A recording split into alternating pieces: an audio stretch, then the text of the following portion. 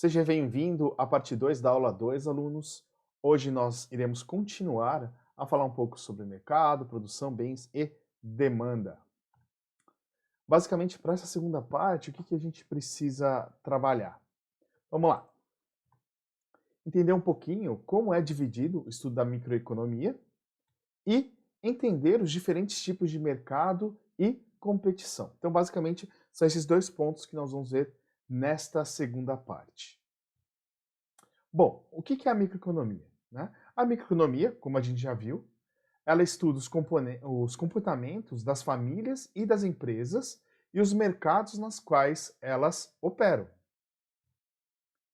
Lembrar, assim, que a gente pode lembrar da micro e da macro, fazer uma diferença entre microeconomia e macroeconomia. Quando eu estou falando de microeconomia, eu estou vendo o comportamento das famílias. Estou indo em cada tomador de decisão e verificando como esse tomador de decisão realiza, né? O que influencia a sua tomada de decisão, tanto das empresas como das famílias.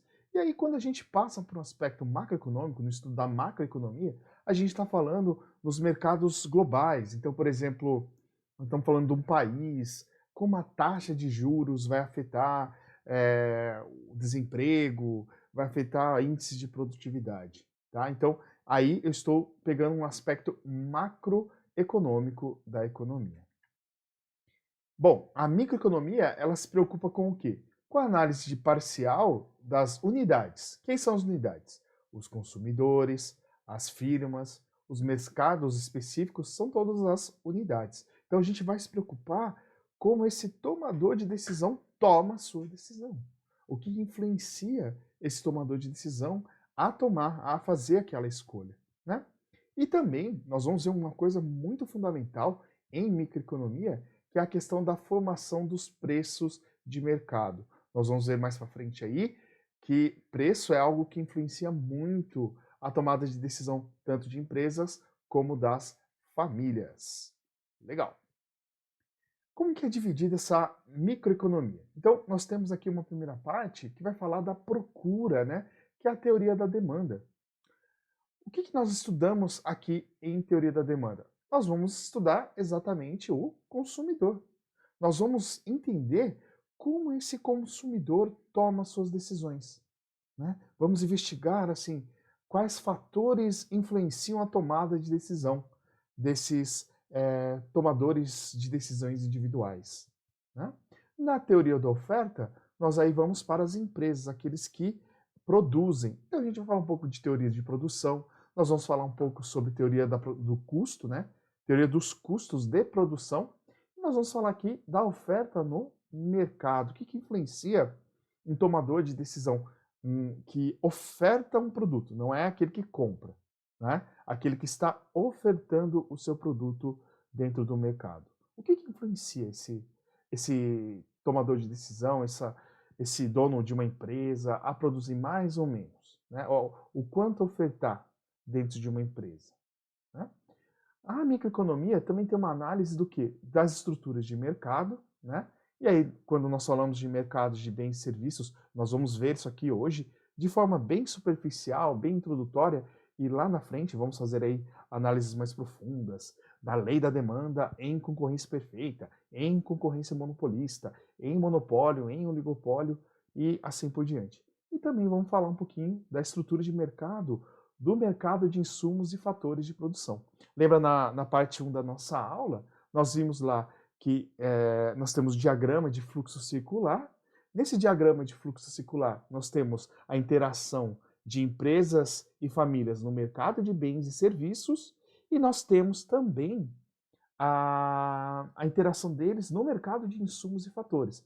Bens e serviços, as famílias compram bens e serviços do mercado de bens e serviços e as empresas oferecem.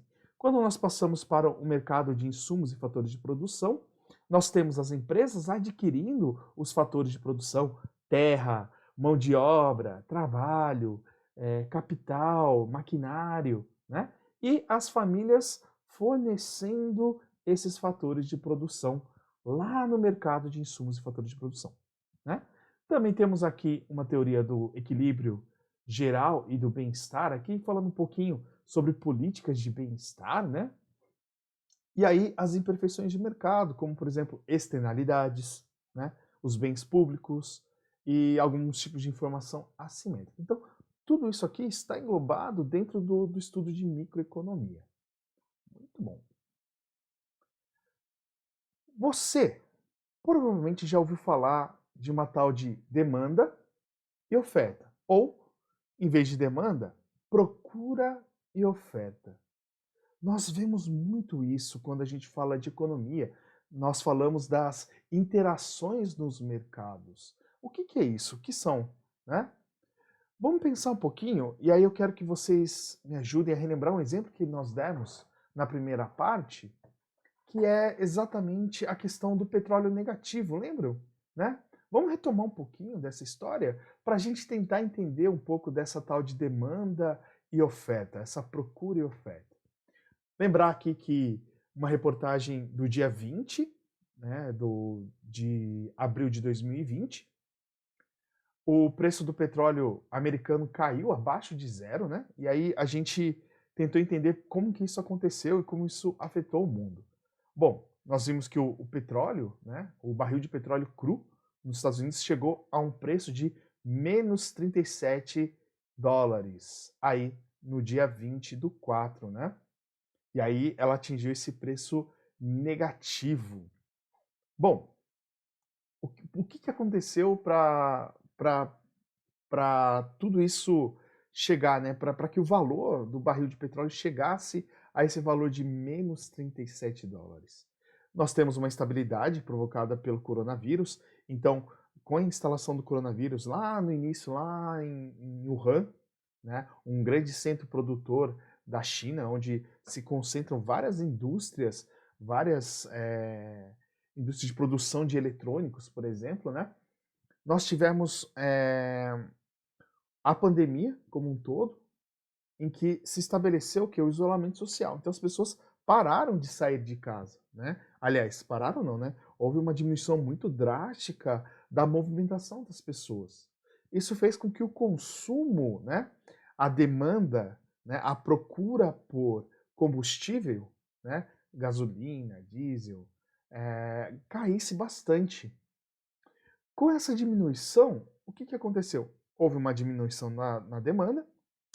Aqui, a Arábia Saudita propôs aos outros países da OPEP, né, que é a Organização dos Países Exportadores de Petróleo, né, e a Rússia, para que elas baixassem a oferta de barris de petróleo no mercado. Por quê? Aí os preços acabariam, você tem uma demanda menor, você força o preço a baixar. Como a oferta é menor, você acaba estabilizando esse preço aí que tem uma demanda um pouco menor. O Putin falou que não, né? E em retaliação, o que a Arábia Saudita fez? Ela é uma das grandes produtoras de petróleo do mundo. Ela inflou, ela inchou o mercado com oferta de barril de petróleo. Então, em vez dela diminuir a sua produção de petróleo, ela aumentou a sua produção de petróleo. Isso fez com que nós atingíssemos uma oferta gigantesca no mercado internacional, né? E nós tivemos a maior queda do preço do barril de petróleo. Então, pensem em vocês terem um produto, né? E que pouca gente quer esse produto. Né?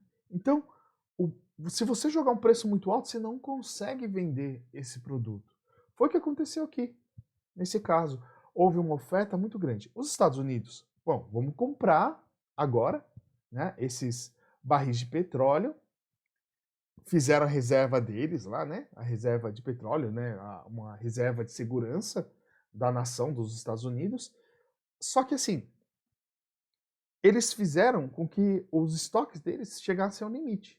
Não havia mais espaço para estocagem e há um custo de estocagem. Então, os produtores americanos, eles têm um custo maior de produção do que os árabes, né, lá da Arábia Saudita na produção do petróleo. Isso fez com que custo de extração mais armazenamento ficasse mais caro do que, por exemplo, eles comprarem esse petróleo no mercado internacional. Por isso que o barril americano ficou com valor negativo. Para vocês entenderem, duas forças aqui que nós queremos destacar. A baixa demanda por petróleo, porque o nível de consumo dos combustíveis caiu, e a alta oferta de petróleo pela Arábia Saudita no mercado, né? Para vocês perceberem que essas são duas grandes forças, né, que nós temos no mercado.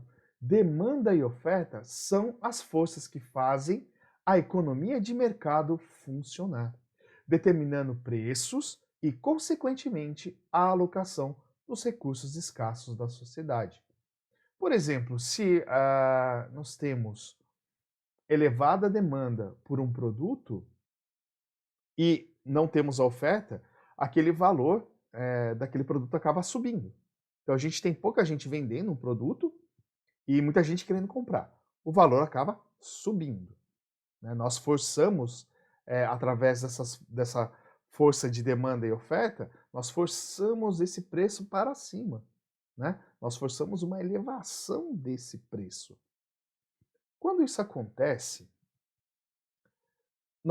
a sociedade, empresários começam a ver, olha, nós temos um nicho legal ali, né? Tem pouca gente produzindo aquilo lá, vou fazer uma indústria daquele produto que está que está vendendo bem, que está com valor elevado de mercado, né? Isso faz o quê? Uma mudança na alocação dos recursos da sociedade, tanto dos fatores de produção, dos insumos e etc.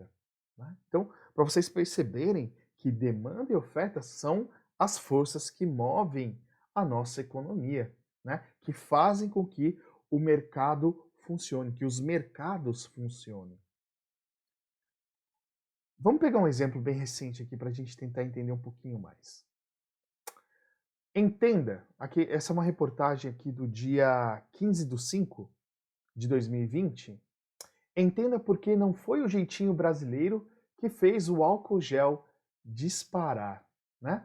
A pandemia, ela é considerada um típico choque, né? Não previsto, que faz as pessoas pagarem mais por um produto. Aí eu peguei essa reportagem aqui, quem quiser verificar, essa reportagem está aqui, ó. É uma reportagem do Estadão, tá? Uma coluna especial do caderno de economia. Vocês podem aqui acessar, através desse link aqui, essa reportagem. Mas eu trouxe alguns destaques dessa reportagem. Primeiro ponto é esse aqui, ó. Em relação aos produtos de higiene considerados essenciais, levantamento do Instituto de Ciência, Tecnologia e Qualidade, ICTQ, realizado entre 18 e 20 de março em 540 farmácias e 18 capitais brasileiras, demonstrou variação de mais de 7.000% nos preços desses artigos em alguns casos. Uma caixa de máscara com 50 unidades, por exemplo, foi encontrada por R$ 5,40 em um estabelecimento no Rio de Janeiro, enquanto em Manaus o mesmo item era vendido por R$ 425. Além do aumento dos preços no mesmo período, foi registrado esgotamento pontual de produtos, em especial de álcool gel. Com a vinda do Covid, casos acontecendo no Brasil, propagação do contágio, nós tivemos uma explosão na procura, na demanda por máscaras, luvas, equipamentos de proteção individual relacionados à saúde, toucas, álcool em gel. Né? Nós tivemos uma procura muito grande. E lá na frente, quando nós vamos falar de oferta, nós vamos ver que o deslocamento da curva de oferta, ou seja, a quantidade de produtos que nós vamos ofertar no mercado, ela não muda de uma hora para outra, a não ser que eu esteja com a minha capacidade produtiva abaixo, ociosa, né? Abaixo da capacidade total dela. Se eu tenho a minha produção em capacidade total, uma produção eficiente, eu não consigo de uma hora para outra pegar, uma hora eu estava produzindo 100 frascos de álcool gel, produzir 300 de uma hora para outra, de um momento para o outro. Eu preciso comprar equipamento, eu preciso contratar gente, né? Eu preciso fazer uma expansão na minha linha de produção. Então não é de uma hora para outra que eu vou conseguir atender essa demanda tão rápido. demanda cresceu de uma hora para outra, e aí esse preço foi forçado o quê? Para cima. Tá? Mas não é algo só do brasileiro, não. Poxa, é o jeitinho brasileiro, é o malandro se aproveitando da situação. Nós vamos ver que isso é algo da economia. É uma pressão de mercado que está acontecendo nesse caso. Então aqui, ó, o professor do INSPER, Fernando Ribeiro Leite Neto, explica que a pandemia do coronavírus se encaixa no que a economia chama de choque exógeno, termo usado para definir um evento não previsto que acaba por mudar a busca corriqueira para determinados itens de consumo. É a economia de deslocamento da demanda, e a busca desenfreada acaba por, consequentemente, esgotar os estoques. Foi o que aconteceu, por exemplo, com álcool em gel. Eu lembro aqui que em uma situação em Itapeva mesmo, no começo da pandemia, finalzinho aí de... Nós começamos nossa aula em março, se eu não me engano, 13 de março. Né? Naquela semana eu já estava procurando álcool gel para atender o salão da minha mãe. A minha mãe tem um salão de cabeleireiro aqui na cidade. E também para minha esposa, que ela acaba produzindo alguns doces. Eu falei, poxa, vamos pegar e comprar esse álcool gel, que é importante para a higienização. Nós já usávamos álcool gel antes. Quando eu fui ao mercado, fui atrás das farmácias, não encontrei álcool gel. Né? Comprei, acho que um dia por... Eu fui numa loja de cosméticos, consegui encontrar lá um frasco de álcool gel. Comprei, acho que por R$ 12. Esses dias eu fui numa farmácia custando R$ 25. Né? Um volume um pouco menor ainda, se eu não me engano, comprei 500, tá vendendo por 300 ou 400 ml. Esse frasco é 20, 22, alguma coisa assim. Mas a gente percebe o quê? Que é uma pressão de mercado que nós temos. Em casos excepcionais, as pessoas estão dispostas a pagar mais pela mesma quantidade de bens ou comprar menos, mas pelo mesmo preço de antes. Então, nesse caso aqui, ó, houve a pressão do do coronavírus, houve uma explosão na demanda, né, um choque da demanda aí, ocasionado por uma situação externa. Essa demanda forçou os preços lá para cima porque eu não consegui aumentar a oferta. Né? Então, foi isso exatamente que aconteceu. Apesar dos números absurdos verificados no Brasil, o professor afirma que é ilusão pensar que o aumento excessivo de preços está vinculado ao jeitinho brasileiro. Não é malandragem não, galera. Segundo ele, situações assim poderiam ser verificadas em qualquer parte do mundo, e foram, gente, em maior ou menor grau, sendo raras as exceções. Então aqui, ó, quando houve um furacão na Flórida, nos Estados Unidos, em 2016, os preços da gasolina e da água explodiram, assim como o valor do quarto de hotel nas cidades vizinhas, que subiu de entre 500% e 600%. É raro ocorrer o contrário, diz Leite Neto. Não é preciso voltar muito ao passado. Em abril, né, o Inside Edition, semanário jornalístico da CBS, encontrou na região de Nova York tubos de gel antisséptico de aproximadamente 415 mililitros, sendo vendidos a $22, cerca de R$ 130, com o dólar a 5,90. Se eu não me engano, o nosso dólar já não está tão alto assim, quase batendo 6. Tá? No momento da gravação dessa nossa aula, hoje, aí, em meados do mês de junho. Aqui. 2 meses antes, era possível comprar uma embalagem com o dobro dessa quantidade por $7. Já a Amazon, nos Estados Unidos, né, há vendedores que oferecem 300 ml de álcool gel 70% por R$16,99, cerca de 100 lelecos, R$100. Então a gente vê aqui, não é algo só nosso, é algo que acontece em vários mercados, não é só no Brasil. A gente viu aqui 2 exemplos dos Estados Unidos. Então, gente, para a gente entender como isso acontece, primeiro a gente precisa definir o que é mercado. Então vamos falar um pouquinho sobre mercados e competição. Quando nós falamos aqui de oferta e demanda, estamos sempre nos referindo à interação das empresas e famílias nos mercados. Mas afinal, o que é esse tal de mercado? Né? Ele é igual para todo tipo de bens e serviços? Né? Você ter o mercado de cosméticos é o mesmo, por exemplo, do mercado de carros, tem as mesmas características, por exemplo, que o mercado de transporte público?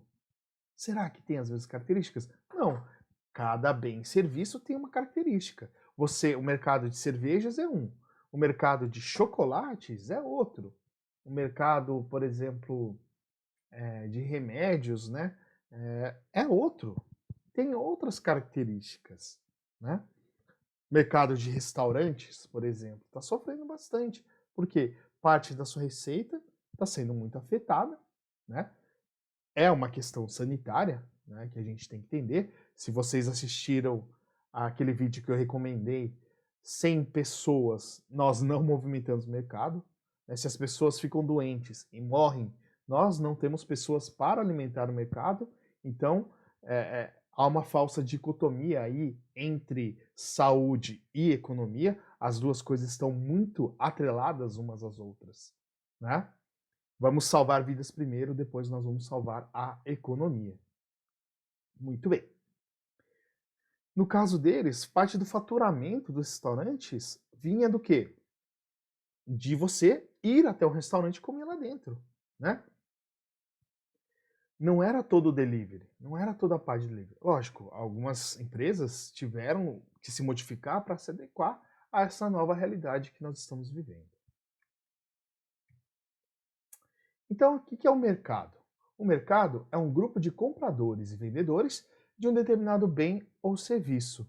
Né? Os compradores, eles determinam a demanda pelo produto e os vendedores determinam a oferta do produto. Aqui, o mercado é um agrupamento desses compradores e desses vendedores.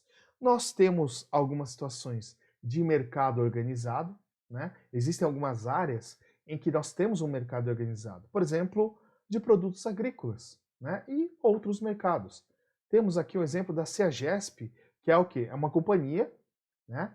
Que ela de abastecimento lá de São Paulo, né? Nós temos um grande mercado, né? Em que todos os produtos agrícolas, hortifrutis, flores, muita coisa que vem do mercado agrícola é concentrada lá para que atacadistas, varejistas e produtores rurais se encontrem lá, cooperativas, importadores, exportadores, possam se encontrar nesse local e fazer um negócio, né? Negociar o produto. Então, é um mercado extremamente organizado. Né? Você vai até a CEAGESP, você consegue fazer a compra para um grande supermercado, para varejistas, ou mesmo você consumidor final.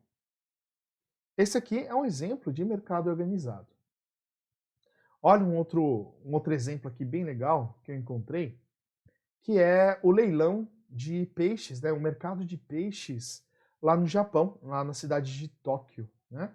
Nós temos aí um leilão de atuns, né? Em que nós temos um leiloeiro, então tem um determinado momento do dia, bem de manhãzinha, em que os pescadores levam os atuns, né? Eles fazem a classificação, os interessados, os consumidores, podem inspecionando a qualidade do atum, e aí nós temos um leiloeiro fazendo esse leilão aí, para que as pessoas possam aí levar para os mercados, né, fazer aquele sushizinho de atum, ó, delícia. E aí nós temos aqui uma notícia que um atum vendido por 3,1 milhões de reais no primeiro leilão. Na verdade, não é porque o valor do peixe é esse. Existe uma tradição no Japão, no primeiro dia do ano, em que, em forma de agradecimento, né, em forma de incentivo também aos pescadores, né, ao mercado, né, as pessoas acabam gastando um dinheirão, uma nota grande aí pelo melhor atum do primeiro dia do ano. Então traz sorte para o pessoal e é uma tradição aí no Japão. Então, esse aqui também é um exemplo de um mercado organizado, um mercado de atum lá na cidade de Tóquio, em que nós temos uma organização, eles vão no local, no horário definido, nós temos um encontro de compradores e vendedores. Nesse friozinho, a melhor coisa que a gente tem é o quê? Tomar um sorvetinho, né? Olha, vai o sorvetinho aí, galera? O que nós temos aqui? Pensem assim, um mercado de sorvete, né? Geralmente, os mercados, eles são menos organizados, né? Frequentemente, produtos e serviços têm mercado que não são organizados. Quais são as características de um mercado não organizado? Os compradores de sorvete, por exemplo, eles não se reúnem em um determinado horário, né, em um determinado local para fazer a compra do sorvete. E os vendedores, eles estão em pontos diferentes da cidade. Então, não há um leiloeiro para pregoar o preço do sorvete. Então, essas são características do quê? De um mercado, né, de um mercado de sorvetes, não é organizado. Apesar de não serem organizados, compradores e vendedores de sorvete, eles formam um mercado, né? É um conjunto de compradores e vendedores de um determinado bem ou produto. O comprador pode escolher entre vários compradores, então você quer tomar um sorvetinho, você pode ir lá na sorveteria do seu Joaquim, ou do seu João, ou do fulano de tal, lá na cidade, no bairro tal, eu gosto do sorvete de fulano de tal. Você tem essa capacidade de escolha. E cada vendedor sabe que seu produto ele é muito similar ao oferecido pelos demais. Então, não há uma diferença aí. Não estou falando de sorvetes industrializados, estou falando daquele sorvete de sorveterias locais, né? Não há uma diferença grande na qualidade desses produtos, né? Esses produtos são muito similares. Então, essa é uma característica do quê? De um mercado aqui do sorvete. O preço do sorvete e a quantidade vendida não são determinados por um único comprador ou um único vendedor, mas pelo conjunto, à medida que interagem no mercado. Então, há um equilíbrio aí, olha, se o sorvete for muito barato, as pessoas não vão querer vender o sorvete porque não vão ter um lucro, né? Se o sorvete ficar muito caro, os compradores não vão querer adquirir esse produto. Então, essas duas forças acabam equilibrando o mercado, né? Esse preço aí, chegando aí num valor satisfatório, tanto para vendedores como para compradores. Todas essas características que foram aqui discutidas, gente, são características de mercado competitivo. Nem todo tipo de mercado desorganizado, né, sem uma organização, é de um mercado competitivo, né? Existem outras estruturas de mercado. Quais são essas outras estruturas? Bom, o mercado de sorvete, né? Ele pode ser tomado como um exemplo de mercado competitivo com estrutura de concorrência perfeita. Por quê? Nós temos muitos vendedores com produtos muito similares, né? Sem um grande diferencial aí. E a decisão de por exemplo, se um sorveteiro resolve elevar o preço dele, não vai fazer diferença para o mercado, né? Aliás, vai fazer mais mal para ele porque as pessoas, em vez de comprar sorvete dele, vão procurar outros sorveteiros aí para fazer a compra. Existem outras estruturas de mercado, que nós vamos ver daqui a pouco, características básicas, né? E são o monopólio, a concorrência monopolística e o oligopólio, que nós vamos discutir daqui a pouquinho. Bom, para se classificar uma estrutura de mercado, 3 aspectos são analisados. Lembrar que nós vamos fazer aqui uma pequena introdução, tá? E mais para frente, esse assunto vai ser aprofundado. Então nós vamos falar daí de demanda em um mercado monopólio, né? Dentro de um mercado de estrutura de monopólio. Em oferta, construção de preço, deslocamento de curva, lucro. Nós vamos falar tudo isso para cada tipo de estrutura, mas lá para frente do nosso curso, não agora. Agora a gente precisa dar uma pincelada, tentar entender o geral, tá, dessas estruturas de mercado. São 3 aspectos que nós temos que observar aqui. São eles: o número de firmas produtoras de mercado, ou seja, o número de empresas que atuam dentro daquele mercado, fazendo a venda daquele produto, fazendo a produção daquele item específico ou de um serviço, a diferenciação do produto, né? Se os produtos são iguais, se a qualidade dos produtos são iguais. Então, nós tomamos a premissa aqui que os sorvetes são iguais. Mas sabemos que há diferentes qualidades de sorvete aí no mercado. Falei daquele sorvete produzido aqui na região mesmo e tudo mais. Nós temos sorvetes industrializados, nós temos aqueles sorvetes gourmets, né? Os gelatos, né? Que são produtos diferenciados, né? De uma qualidade. Eles utilizam aí de insumos diferenciados, produzindo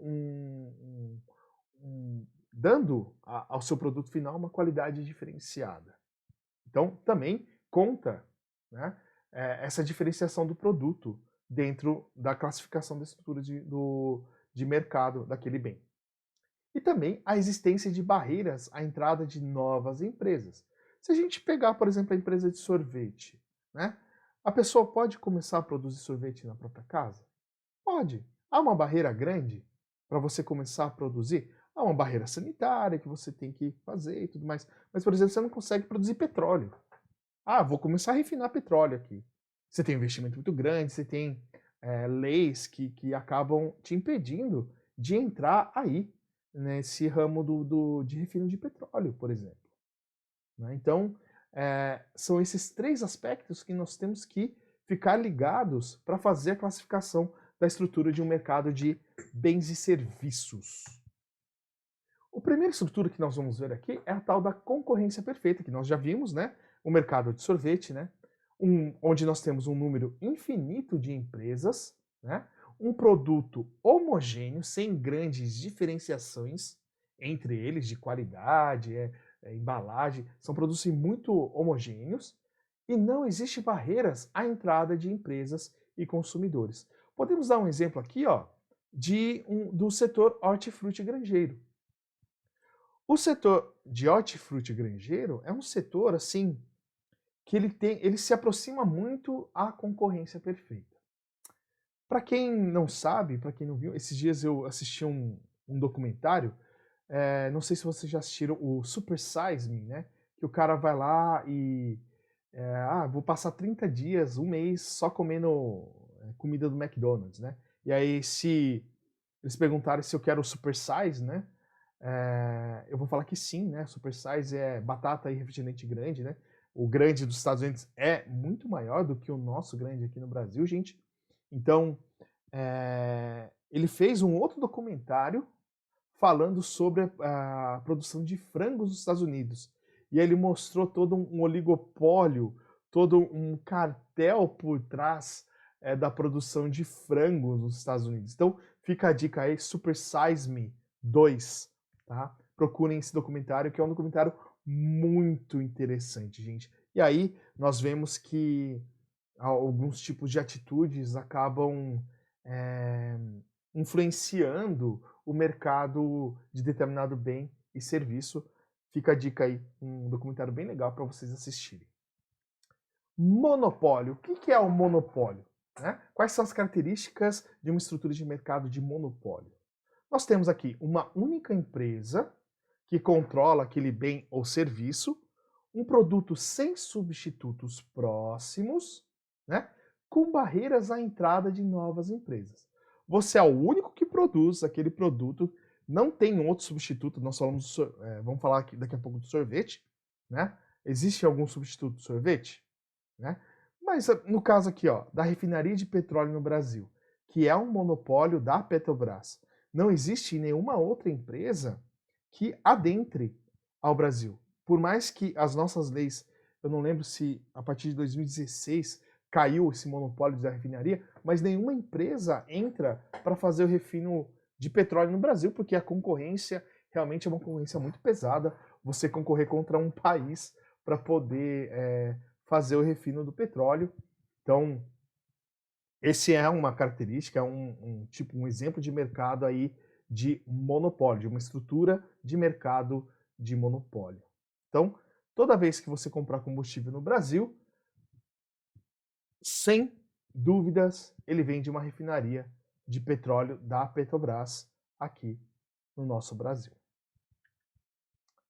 Temos aqui a concorrência monopolística, que também é chamada de concorrência imperfeita, em que nós temos inúmeras empresas com produtos diferenciados, né, atuando dentro daquele mercado de produto ou serviço, e livre acesso a novas empresas, né?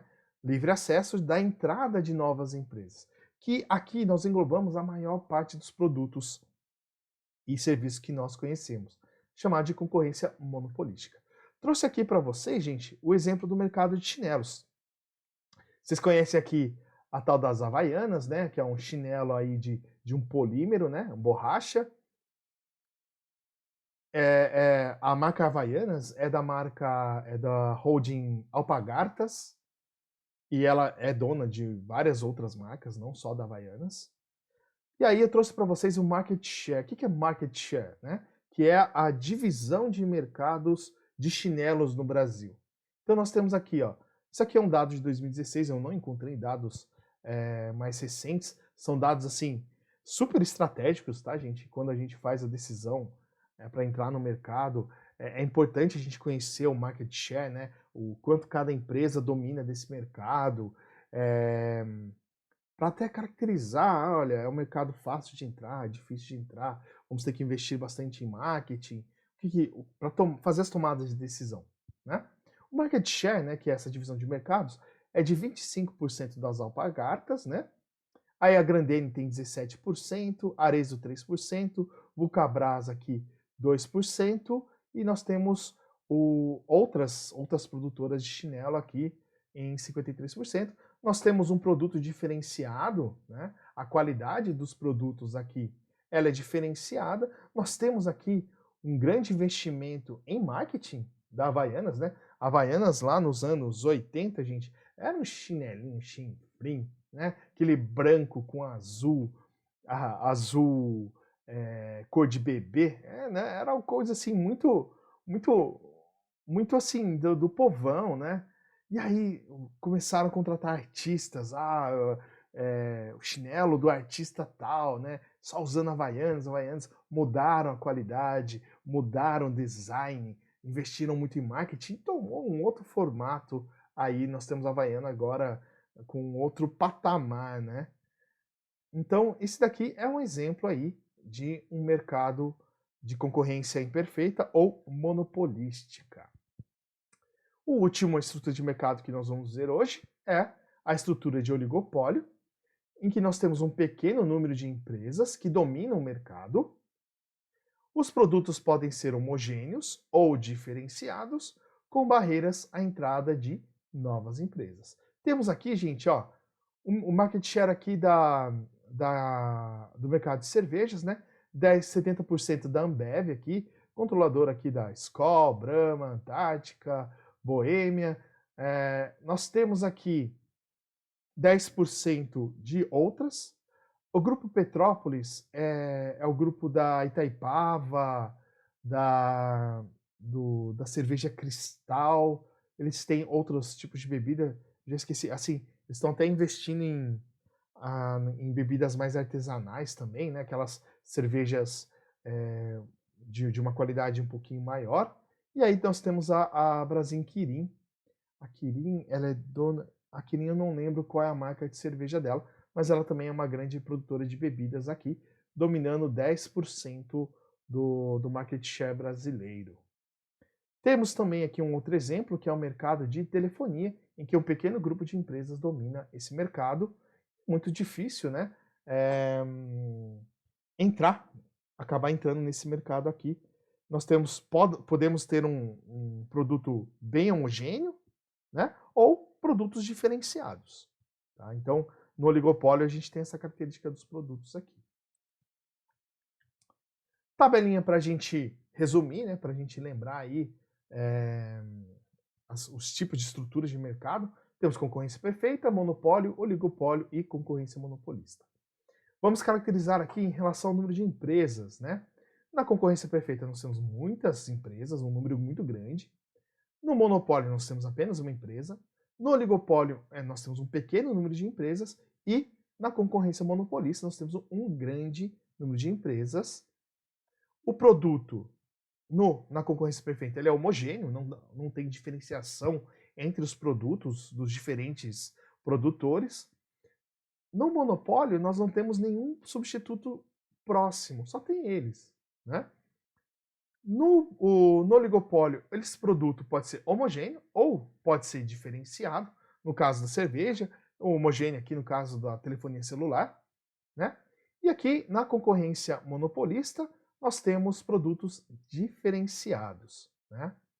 Se você comprar, por exemplo, uma Havaianas ou um chinelo um outro chinelo genérico, tem uma qualidade diferente? Existe essa diferença do marketing, do valor que você dá para aquele produto? Existe, gente, né? O controle das empresas sobre o preço. Então, na concorrência perfeita, não tem, as empresas não têm esse controle do preço, né?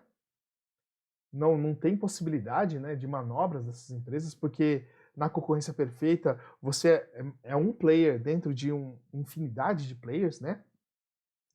Nós não temos aí um player, né, alguém com poder de mercado o suficiente para tomar uma decisão e essa decisão impactar o preço daquele produto no mercado em concorrência perfeita.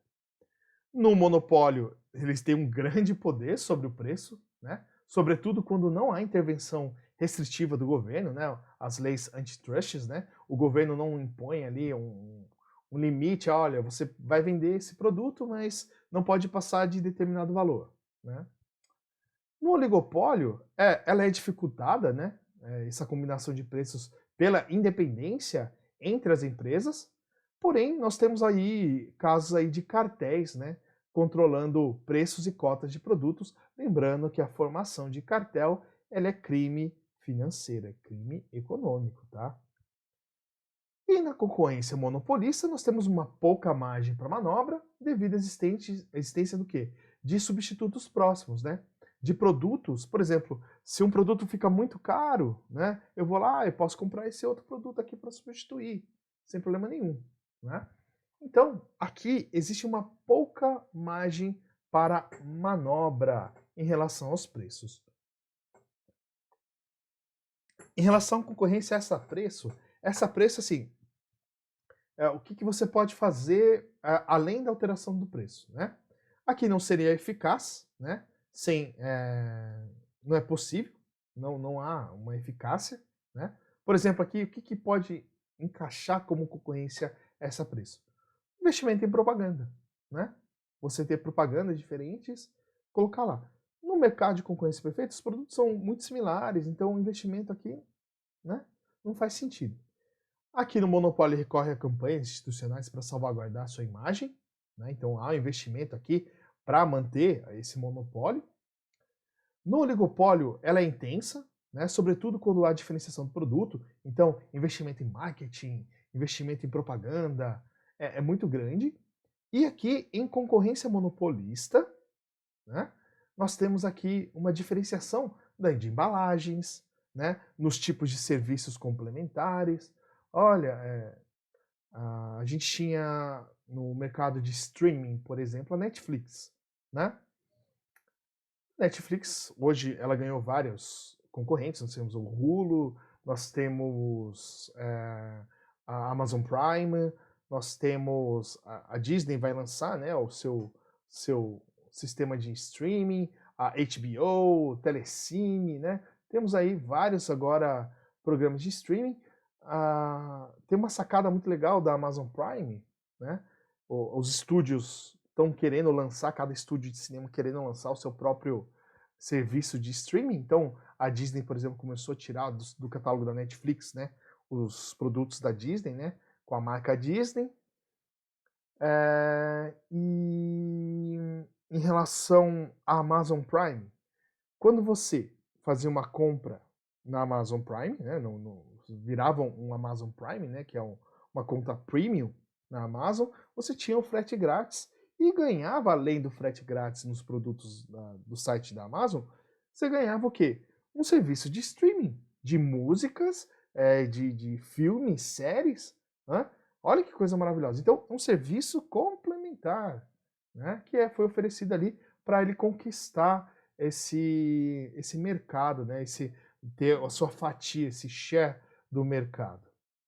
Condições de ingresso na indústria, na concorrência perfeita não tem barreiras. No monopólio, barreiras de acesso tem barreiras de acesso às novas empresas. Aqui no oligopólio também, nós temos dificuldades em entrar num oligopólio, né, em que nós temos poucos players.